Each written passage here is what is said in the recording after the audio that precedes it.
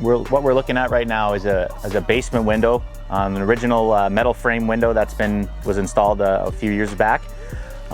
This window does not meet modern egress standards.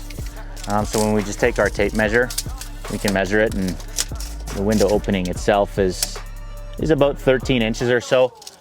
For modern egress for a legal bedroom, it should be 15 inches in any direction for opening.